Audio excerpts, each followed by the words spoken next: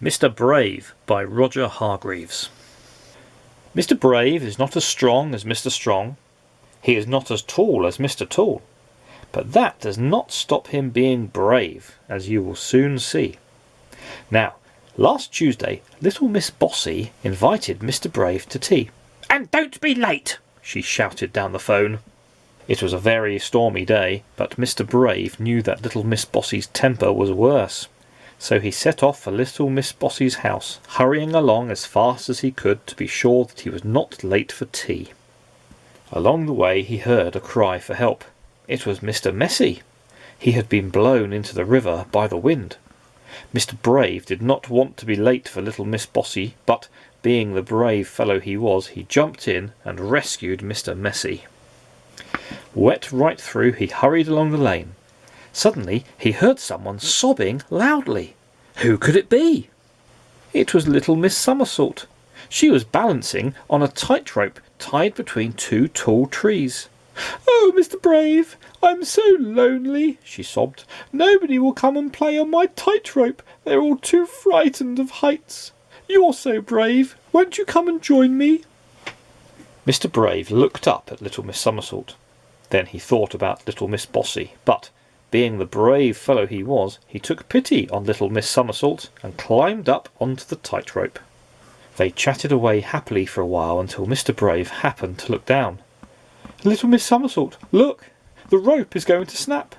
We're going to fall, and it's such a long way to the bottom. Oh, calamity! Oh, help!" he cried out in panic.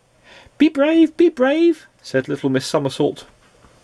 And without more ado, she carried him safely back down to the ground. "Oh, thank you," said Mr. Brave, with a sigh of relief.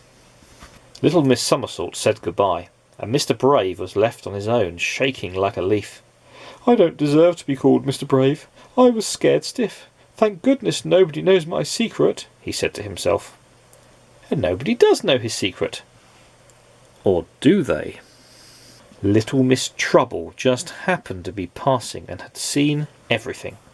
And what she had seen and heard had given her an idea. A very naughty idea. She grinned a mischievous grin. "Hey, come here, everybody! Come and see this!" she shouted at the top of her voice. Very quickly a large crowd gathered. "I have an announcement," announced little Miss Trouble. "Did you know that Mr. Brave isn't brave at all?" "No, it can't be true," said the crowd all together. "It is true," said little Miss Trouble, "and I'll prove it to you. Mr. Brave," she continued, "I dare you to walk across that tightrope."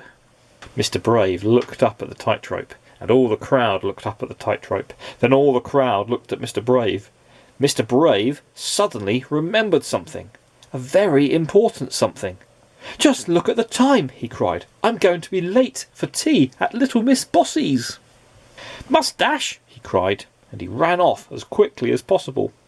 "Hooray!" cheered the crowd, and they all clapped and applauded Mr. Brave. Little Miss Trouble looked puzzled. "Why are you all cheering him?" she cried. "He ran away. He isn't brave at all." "Oh, yes, he is," they all shouted. "Would you turn up late for tea at little Miss Bossy's house?" Little Miss Trouble thought for a moment. "Gosh, he is brave after all," she said in awe.